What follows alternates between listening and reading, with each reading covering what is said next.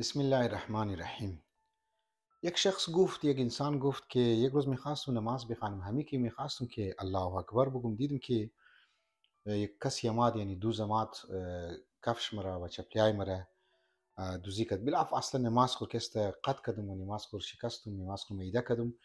دنبال دوز رفتم که چپلیای خور را پس بگیرم. بعد از مدت ها که یک عارف یا که یک عالمی بسیار خوب ملاو شدم و این داستان را بیان کردم یا گرز بزرگ بیان کردم. او بزرگ گفت که نماز که خواندی یا نماز تو امو قدر شی یا امو اهمیت شی یا ارزش شی یا قیمت شی قدر کفش تو است.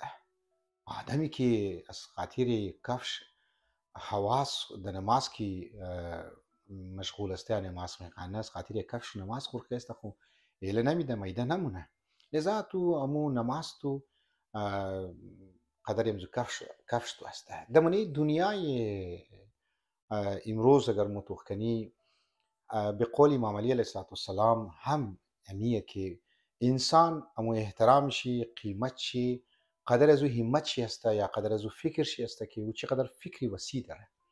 یک آدم زندگی خور از صبح تا شور زحمت میکشه، مهنت مونه، دروغ مگه، مثلا هر چی تا یک گاڑی که است برشه بیرسه، یک خوشنمای گاڑی را انتخاب کنه و بگه ما دین زی هدف خو رسیدم. قیمت از این شخص هم یک گاڑی است. مثلا در منی استرالیا اگر یک لاک یک نیم لاک دلار است، در کویتا اگر 50 لاک یا 1 کروڑ است، قیمت انسان هم قص است. قیمت انسان قدر یک مثلا ممکنه خانه باشه که او بگه ما در خانه میرسم، یا دیگو زن بگه دیگو ما در جواهرات میرسم ببخشید، یا مثلا دیگو دنیوی چیز میرسم. قیمت از او مقص است. هر چقدر قیمت چی که دنیا معین مونه فرد قیمت چی مقص است، لیکن علی علیه السلام مگه قیمت انسان بسیار وسیع است و ایه که انسان رابطه خود کد خدا بیل آخری تارگت شی، آخری هدف شی انسان امو خدا باشه، خدا باشه. لذا خدا لا یزل که همیشه بوده، همیشه هست و همیشه خواهد بود.